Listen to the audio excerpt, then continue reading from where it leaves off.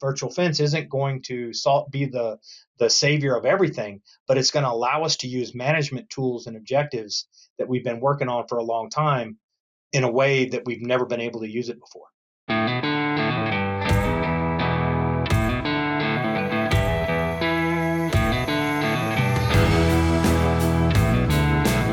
All right, today we've got Dr. David Bohnert.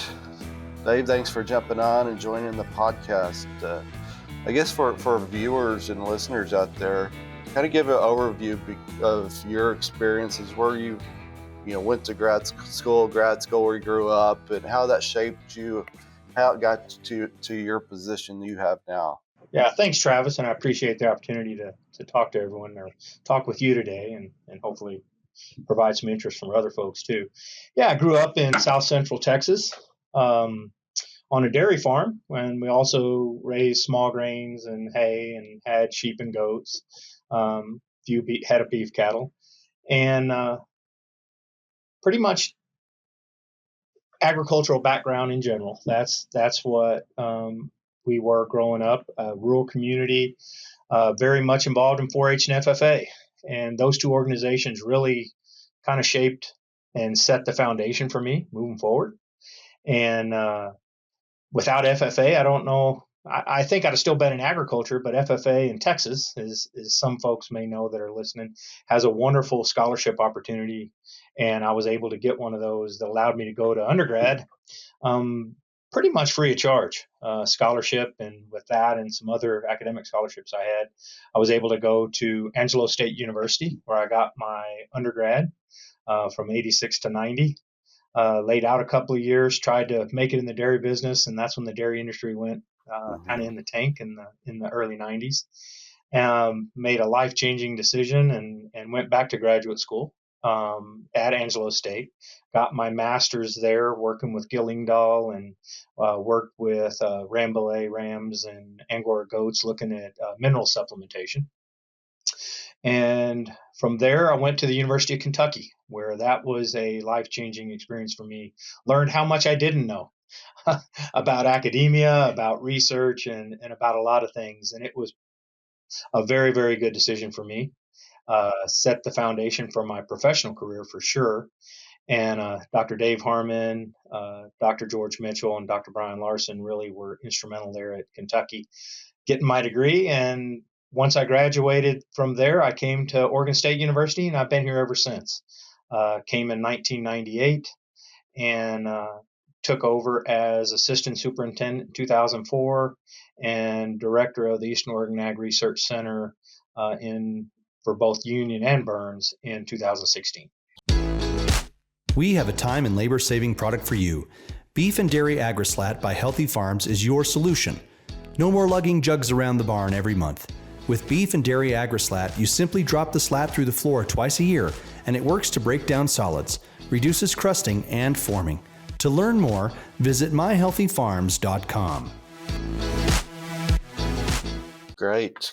That's, those experiences of growing up in, I guess you call it hill country, right? Yep. And then moving off to Kentucky was probably pretty eye-opening of a lot more green grass, a lot more rain. Well, and humidity, even though Texas has some humidity, the humidity in Lexington, you could almost cut with a knife. It was white. You could see it everywhere. And the other thing was the green, the horse. I learned about college basketball while I was at Kentucky. Right. Very fortunate that they won 2 national titles while I was there. And so now I'm a college basketball fan and still have a high prevalence for Kentucky. But tobacco was the other thing. I had never seen tobacco growing up, and seeing those were just the beautiful tobacco houses and the rows of tobacco plants as they grew. It was a great experience for me, and getting to see different parts of the country as well as agriculture. Yeah, speaking of tobacco, when I was on faculty at Tennessee, one of the first things you see is them smoking in the barns and seeing smoke coming out of those barns. You're like, that barn's on fire. Yeah, right. Nope. Yeah. They have a lot of people that will stop in because they're traveling through and think a barn's on fire, come and tell them, your barn's on fire now. It's just our tobacco. Yeah. All right, let's change course a little bit here and start talking about virtual fence. And, it's not necessarily a new technology, and it's been around for a little bit, but it's getting really popular, a really hot topic for a lot of producers. I remember some of the first virtual fence research, and it was like, man, this is too far out here. Yeah, that will never work. And here we are today. That it's a very much could have a very high impact for a lot of producers of how they manage their landscapes and manage their cow herds. Yeah, absolutely, Travis. And I share your probably initial thoughts. There's always something coming down the pike, right? Everybody's trying to find their way, and it was just so expensive. And back when it was really getting started, I mean, 70s, 80s, when Dean Anderson at the Hornado was really, starting to look at some of that stuff. It just didn't. It was hard to see the practicality in it. I didn't have the vision he did, right? I mean, and seeing what came out, but now the technology is caught up with people like Dean's vision and the capabilities of that system. We've a lot of people use it for dogs. Now I think we're starting to roll that into cattle, and it definitely provides us with an opportunity that I don't think beef cattle or land managers, let's just call them natural resource managers, have had ever before. I think it's those once in a generation type of situation right now with virtual fence and how it is being used and how I think it's going to change the way we manage land and livestock, especially in the West, Intermountain West specifically, where public lands and a lot of the natural resource issues, challenges that we just haven't been able to address properly.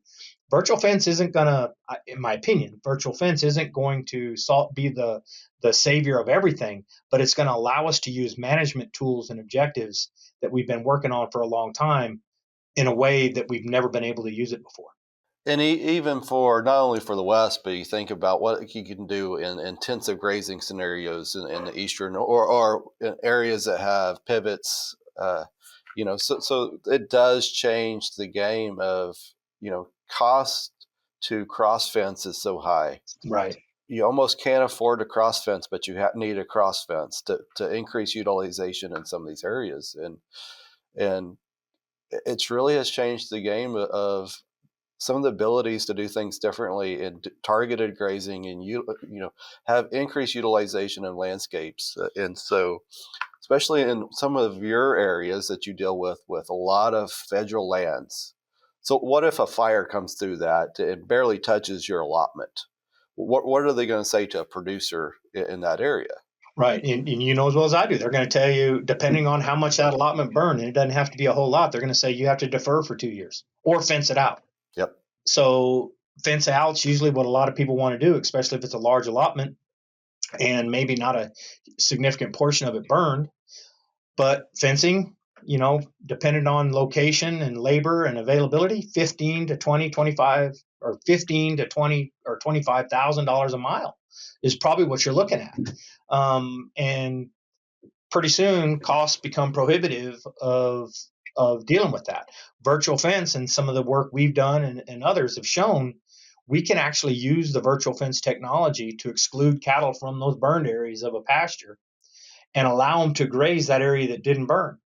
And so working with your agency, be it tribal, be it state lands, be it BLM or Forest Service, and I know all of those entities are using them right now in some form or the other, that you're able to, again, graze an area that you normally wouldn't have been able to graze. And the wonderful thing about virtual fencing, it also has other positives that maybe you don't think about on the front end, about real-time location of your cattle, depending on which system you're using.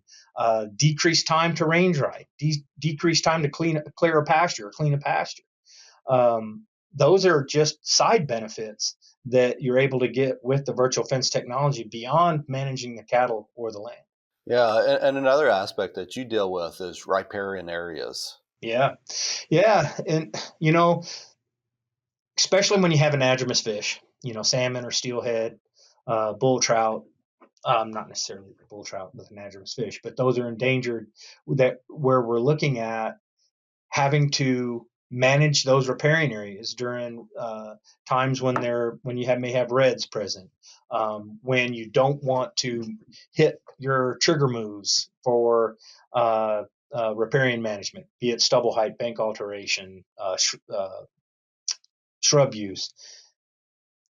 Virtual fencing, and we're still working on that. We're trying to do research to find how best to use it. We know the technology works. We need to figure out how to use it best for the land management. Uh-huh. And one of the things we're wanting to do is be able to keep those cattle out of the riparian area. Or conversely, maybe the way to think about it, and that's kind of what we're looking at initially now, kind of adaptive management on the move, is keep them in the uplands in areas that they don't necessarily get down to the riparian as often. Yeah. Because if we have them in the riparian area, that candy bar of that riparian area seems to be a heck of a draw, especially for the calves. If the calves aren't collared, and then the cows will follow. If we keep them up in the uplands, or try to keep them in the uplands, then that's going to be more time that they're up there, within management objectives in that area as well, to keep them from falling off, especially in those deep canyon country of a lot of our forested systems here in the Pacific Northwest. Once they fall off the edge, it's really hard to get them back up. And so riparian grazing is definitely something we want to look at, from not only the case of cattle management, but also stream ecosystem function, as well as the fish habitat, and hopefully increase their returns. So what are some of the biggest challenges you think that's holding this technology back from producers adopting it? That's a really good question. I can tell you what I think. And I will say we've got a scientist here at the experiment station right now, Katie Wolstein, and a graduate student that are actually assessing that, and actually going out and interviewing a ton of cattle producers to get to that question, because then that may help us determine, what we do moving forward from incorporation of this technology. But from my perspective, from what I'm hearing, if I give a talk on virtual fence, there's usually two questions come up very fast. What's it cost? Uh-huh. And then how long does the battery last? Right. And those are important. The costs are expensive. I'm a little hesitant to say I've only really worked with one company. There's a number of companies, and the costs are very, very different. Yep. The company we work with, you don't buy the virtual fence collars; you actually rent them. It's about $40 a year to rent the collar, and about $10 a battery. So you're looking at about $50 a collar. That sounds expensive. When you get there, I know there's another company that you buy the collar, and with a useful life of at least 10 years, you're looking at almost $300 a collar, somewhere in that range. Yep. The towers that you need, depending on the company, the one we use, around $10,000 a tower. We can make them portable, so you don't need to utilize as many. Those are expenses on the front end, and they're hesitant for producers to look at it. Some people want to get into it because it's the coolest new thing, right? Virtual fence. You can look at where your cattle are on your phone. You can look at them on the computer. But it's like any other investment that you're going to use for not only your operation but your personal life. You need to do a cost benefit analysis and start looking at it real. Because what's the fencing cost? What are your forage costs? What are your alternatives to not being able to graze? Those costs. All of that. That's probably one weakness we've got with the virtual fence studies right now, is we haven't had a really good economic assessment yet. Yep. Because I think there's a lot of things, and I'm not even sure I know of everything that needs to be considered. But the advantages I think we have with, like you mentioned, public lands out here in the Western U.S.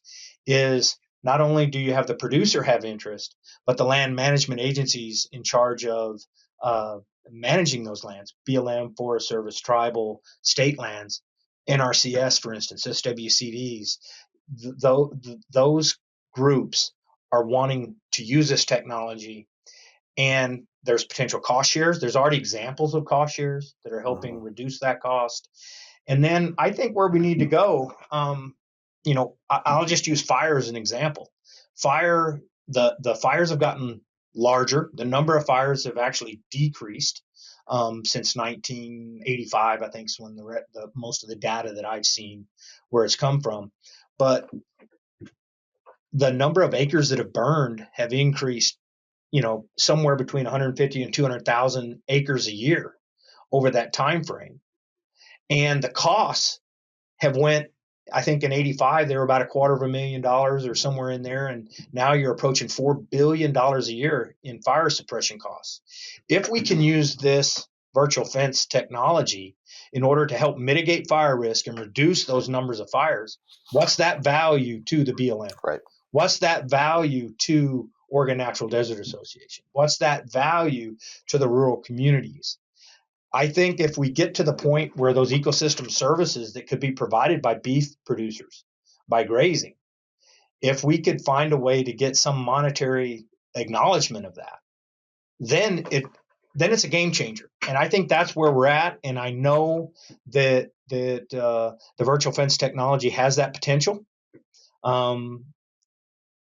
And hopefully down the road, the beneficiaries of all these ecosystem services will realize it as well and can step up. Yeah, and then I see the other side of adoption as, what if there's a new company coming out that's better?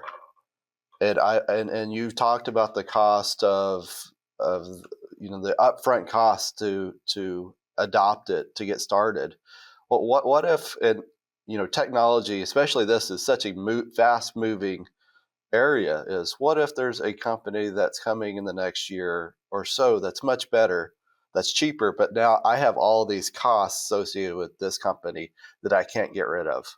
That's a definite concern. That's, in all honesty, I mean, we're doing research, but it wouldn't be any different if I was a producer. I've already committed to one company pretty much. I would hate to have to redo that, but then I see some of these other companies, as you mentioned, are coming out. I see advantages. I see solar panels on collars that Right. seem to be rigorous enough that able to withstand the grazing of cattle. And now I don't have to buy batteries as much or return them, or I don't have to worry about getting them in to take it out mid-year if that occurs. I think competition in the long run is a good thing. I think it's going to make people step up. Right now, I mean, some companies may disagree, but there's only one dog in the fight right now on most of the virtual fence, at least in the U.S. But I think that's going to change in the very near future. When that occurs, I hope the companies can work together to fight through that, because if I have the components are there and they're the same, it's just some company switches that are allowed that are allowing not allowing sharing of the towers. To me, I understand the companies want to make money. I get it. But I think if they could work together and let the towers talk to each other, or let the towers talk to multiple callers, that's going to be great for the industry. And I think it's going to be great for the companies, because I think you're going to get more use then. Right. You're going to see, and you're going to make a better situation for all involved long term. Short term, they got to get those R&D dollars back. I get it. I totally understand it.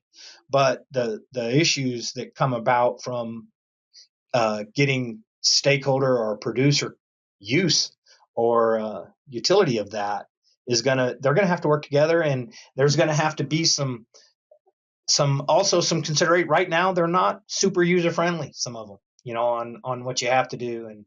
And I think that will change over time as well. It's going to be pushback, especially if somebody comes out with a great interface or software that others don't have.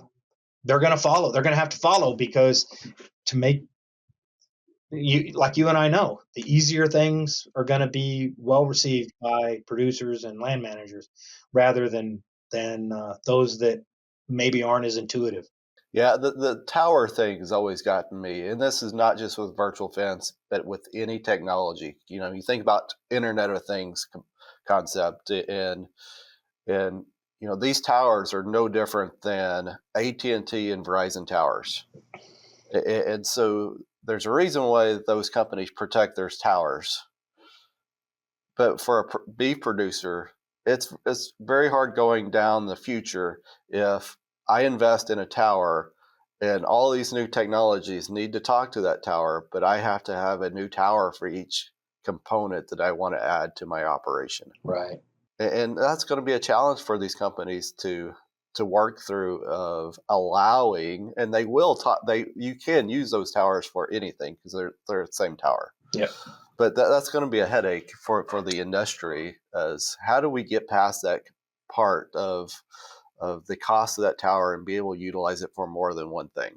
Just something else to think about it. And I hadn't contemplated as much, as it was one of those questions that came up at a producer meeting one time.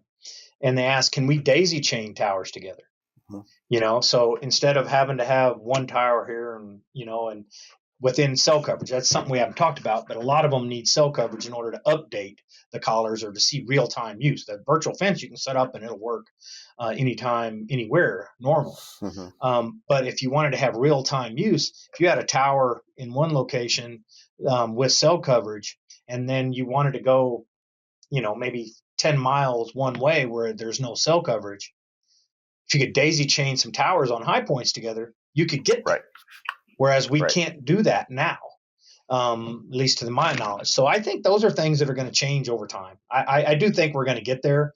It's just we got to get past this initial development phase and the proprietary nature of things to hopefully get us to a point where it's going to be like the cell phones. It doesn't matter what you have. If it's Verizon or AT&T or whatever, the towers are going to work for all. So what are some of the, outside of you, we briefly talked about some ecological service benefits, right? But outside of that, what other value do you see these collars bringing cow-calf producers? Because it's constantly collecting data, or can. There's a couple of things. One, from a health perspective, if we take the natural resource off, depending on out there, not necessarily virtual fence, but the technology is very similar to what's used right now by some companies that are going to tell you if you have sick cattle in the pen or not. Yep. It's very similar to technology that'll tell you that you've got a heifer that's calving or a cow that's calving, mm-hmm. Depending on how you have it set up and how it'll work. There's also the potential for, and I know it's being used right now in Nevada for this very thing, there's some larkspur infested areas. And they're setting it up to keep cattle out of the larkspur areas early season, and their death losses just went to nothing from larkspur. Mm-hmm. So, those aren't necessarily natural resource. Those are management things that are allowing the producer to potentially either get more calves or save animals from dying. That, again, that's intrinsic value that traditional fence wouldn't give you. Yep. It could, but it's going to be very expensive to fence that out. And then you've got fence on the infrastructure. The other thing's wildlife. Here in the West, sage grouse is a big issue. And the less fencing you have, the better chance you're not going to have bird strikes on that fence. Also, wildlife migration. We're getting a lot of people moving into this country and into the West, and fences are going up, and they're restricting mule deer migration. They're restricting antelope migration. Those are things that are advantages that you get from virtual, or can get from virtual fencing, in a way that'll be beneficial. There's also talk, I don't know what the future holds. We can say no now, but same kind of technology with wild horses or feral horses, depending on how you look at it, if they could be used and be shown to be safe in that sense. Also with any of the livestock interactions, wolves, for instance. If we knew collared wolves and we have collared cattle, can we work together in order to better manage the wildlife as well as the livestock to help mitigate some of those depredation events and challenges that occur. Those are just some of the others. Cultural plant, we're doing a study right now. It's kind of natural resource, but it's very different perspective disturbance is kind of what we've been talking about from the natural Mhm. resource side. But we're going to be doing a study in Northeast Oregon with Wallowa Resources and the East Moraine to look at protecting the Spalding's catchfly, which is a protected plant. We're going to try to minimize that, and also some of the tribal uses of native plants, first foods.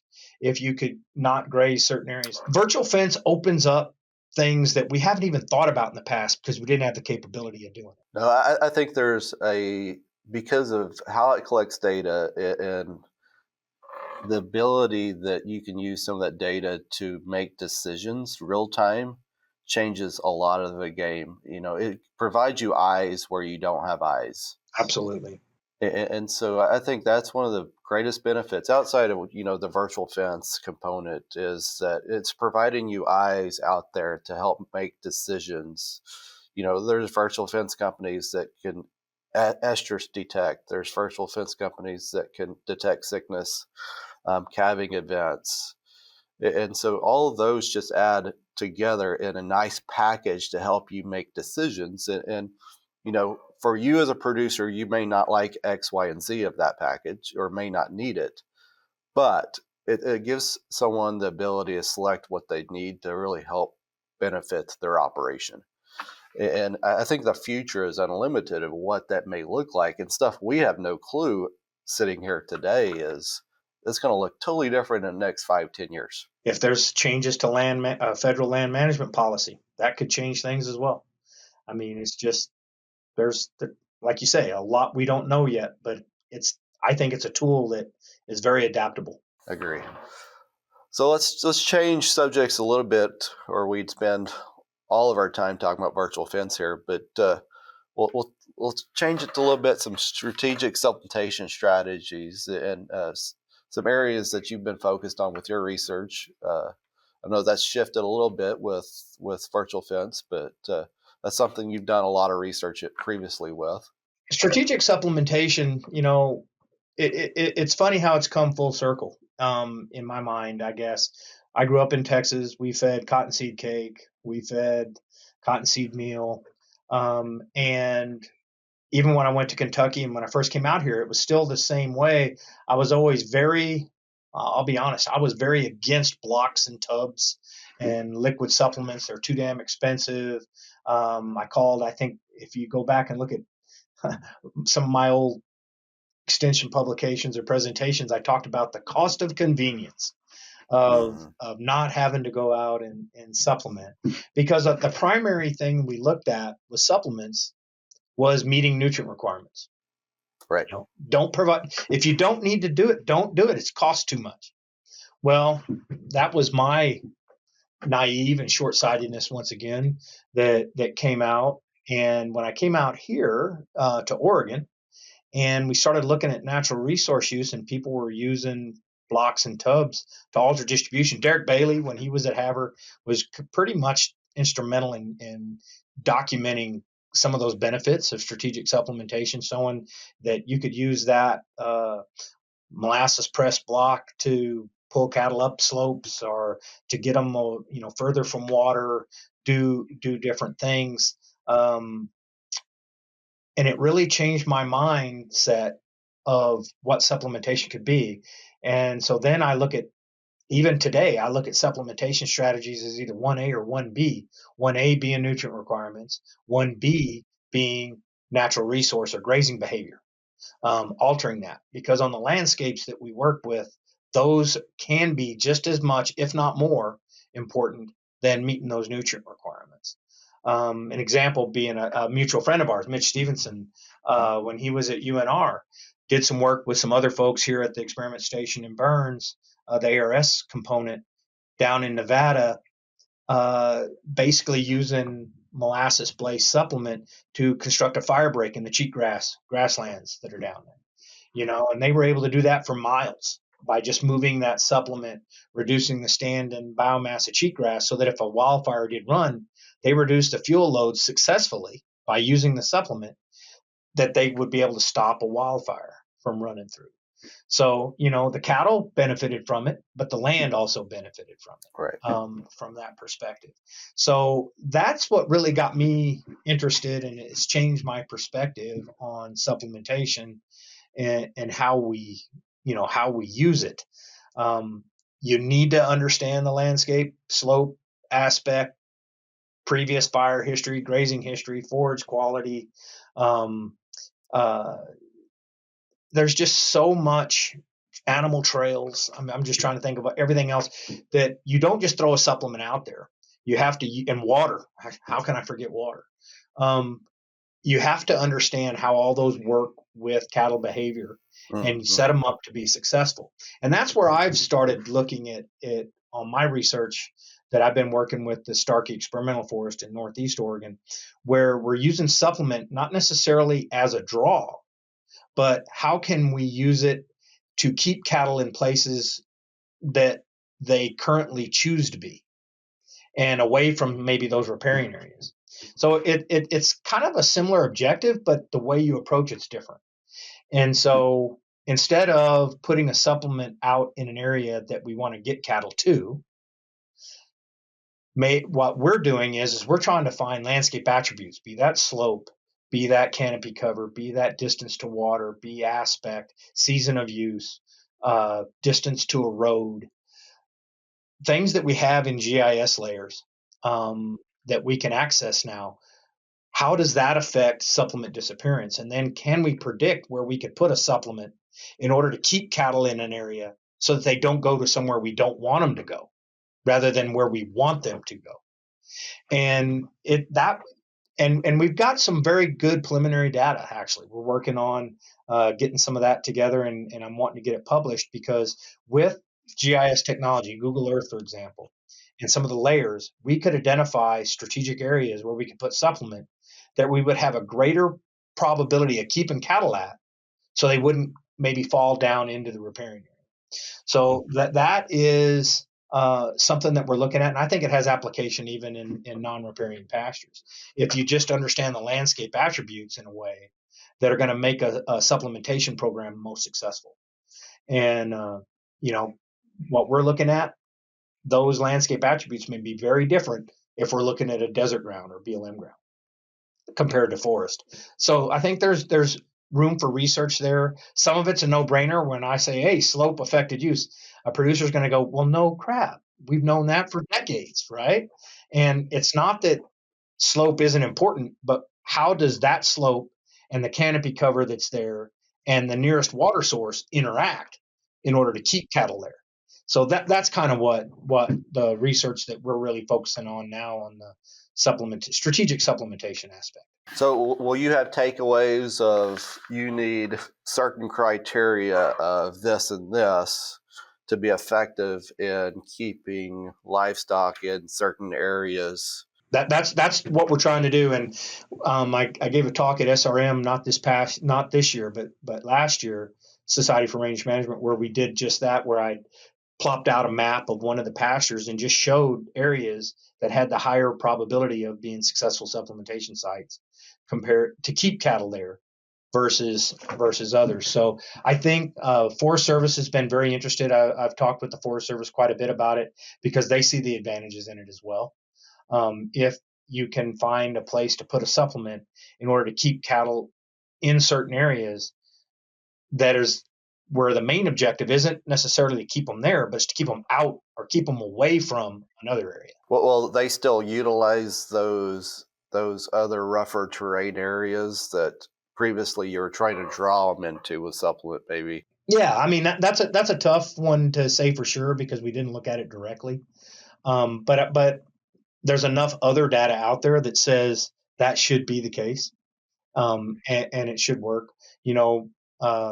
Trying to think, Mel George did some stuff at UC Davis that showed that, and Derek Bailey, a lot of his work has shown that. So I know even with this, you could use it within that sense of keeping cattle in those areas. In other words, if we wanted them on a slope where they hadn't used it before, we could maybe find ways on or places on that slope because they're not small little areas we're talking about. you could find better spots than just going up the hill and dropping it off.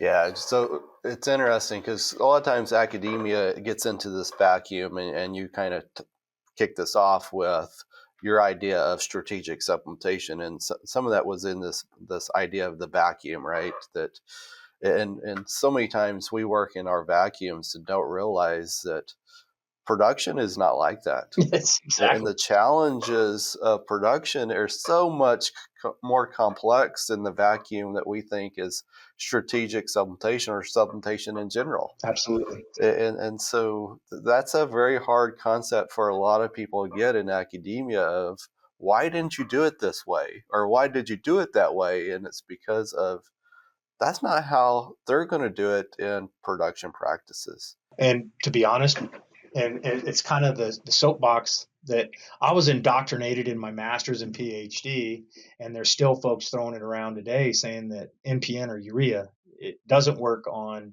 low quality forages. Well, I bought the Kool-Aid and I believe that. And till I started doing some research actually on it, and I dug into the old research and looked at that. And you know what? NPN actually does work with low quality forages. You just have to know when to use it and don't Correct. use the broad brush. If nitrogen's limiting in the rumen, urea is going to work. If nitrogen's not limiting in the rumen, it's not going to work as well as natural protein. And once you separate that out and you look at the animal it's being used on, a mature cow versus a growing calf, for example, NPN or urea has a place. And it can definitely cheapen up a protein supplement when you're using it. That you're leaving money on the table if you're not Correct. looking at that. And so there's another example of that vacuum thing. And there's still people today that will tell you that cattle cannot use urea on low quality forages. And my when I hear that, my first response is, how does nitrogen recycling work? Right.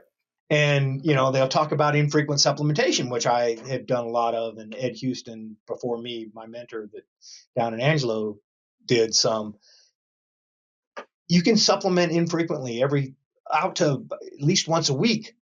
That works because urea pool in the blood. Urea in the blood, urea in the feed, not much different. You have to be careful with it, with that big safety thing that I'm talking about. But those feed companies are pretty darn smart about regulating intake. And we can figure it out. So anyway, that's a soapbox. I'll get off of it because the NPN thing for me is something that, again, I had to relearn. I really thought urea was not as good until, Chance Farmer's work out of K-State, some work that I have done here with both urea and biuret shows with low quality forages, nitrogen limiting, they work just as good as natural protein. And I think so many people get hung up on natural protein versus a urea source or a non-protein nitrogen source, and that gets pushed by but marketed very heavily by companies as natural's better.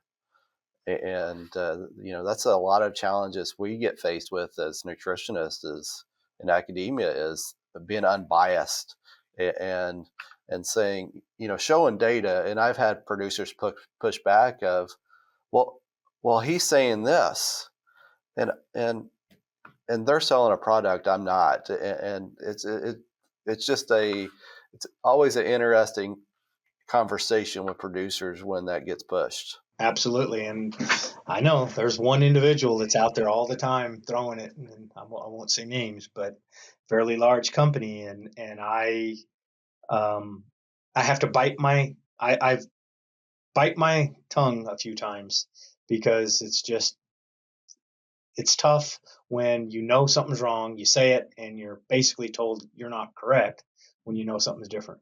So think about strategic supplementation and think about our cost of production and our supplement costs are increasing. And so we've got to become more strategic and not to overuse the word, but we've got to be more strategic in what we're using and how we're using it, right? Yeah. So in your area of in some large landscapes in some pretty rough terrain that, how do you see research and management should be focused on delivery of that supplement? That's a very good question. in a lot of the extensive landscapes where we are, people back east that have never been out here, it's hard for them to comprehend what I'm going to be saying here. But when you're looking at cattle that have to run on anywhere between 8 to maybe as many as 20 acres per month, not year, per month, in order to do it, and then you've got operations that are in 500 to 1,000 head, you can do the math really quick that you're looking at tens of thousands of acres that producers are running on and need to supplement if they are, especially if it's late season, for instance, or if you're doing some of the strategic supplementation we talked about. I think that's why blocks, that's why liquids have become very, very, very attractive. Yeah. Where I grew up with cottonseed cake, it's a hell of a protein supplement. Works well if you're working on 150 acres or 500 acres and you've got 50 to 100 cows out there, and you've got the cake feeder on the back of the truck, and you go and you run it on the road and you're done and everything's fine. You cannot do that in some of the country out here. And so you're working with a tractor with a semi trailer and you're throwing off blocks or you're having somebody that's got a liquid supplement contract that's coming out and filling your different spots.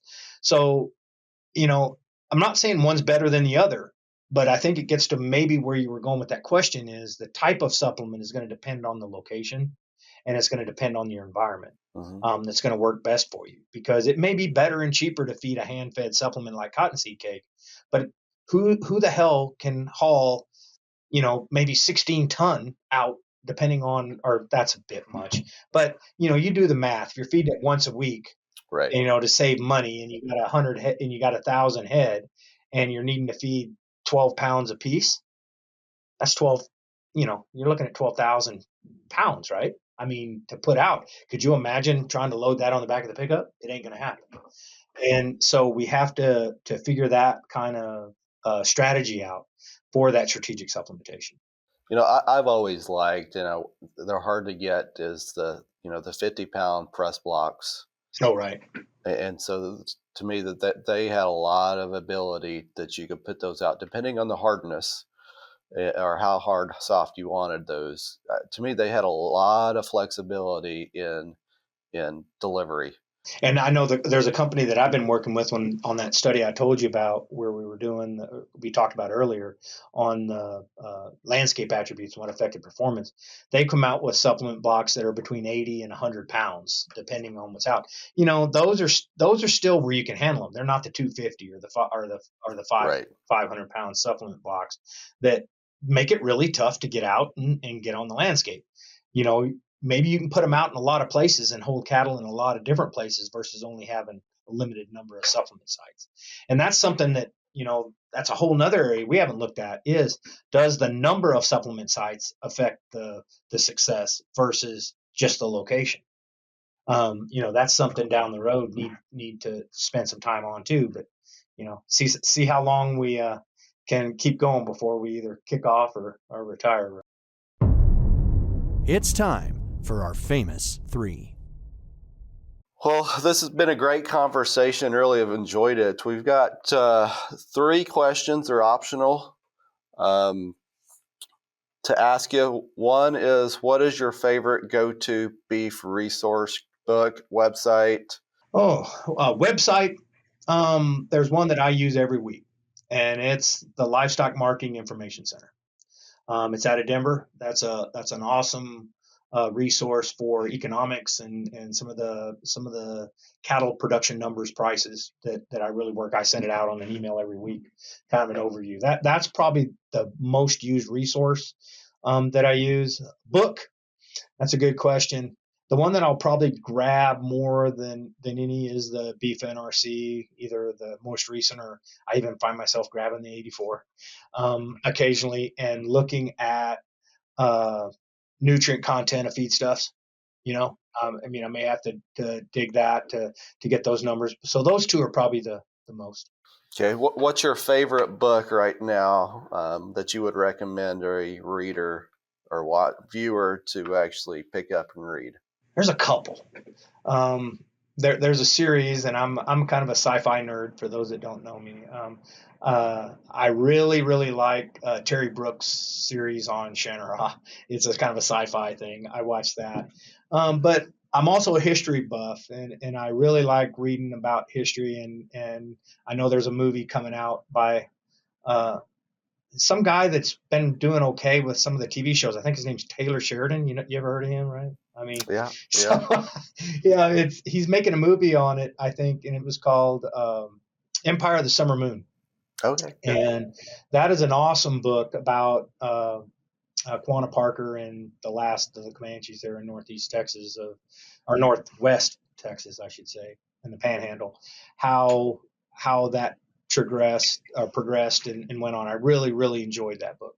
And lastly, in your opinion, what sets a successful beef professional apart than someone that's not? I think that's a two-part thing for me, and I've always tried to keep these down. Is one, don't think you know everything, and try not to come across that way. Mm-hmm.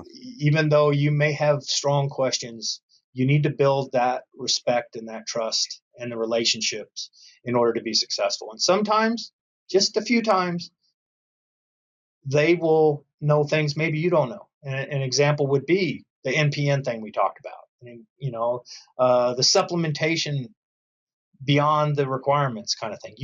And that brings me into the second part, and that's being self-reflective and being able to recognize that you don't know everything or recognize that maybe you need to look at it from a different perspective, and in order to better help the producer, take yourself out of the equation and put the producer and that their bottom line, into how you can best help them.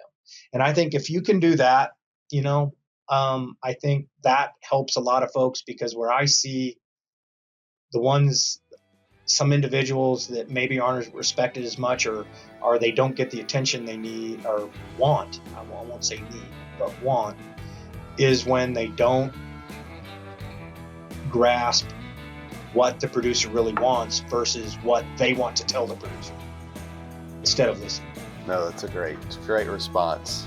Well, thanks for taking the time and joining us today. Really appreciated it, and thought it was a great conversation that hopefully a lot will get out of. Sure. Thank you, Travis.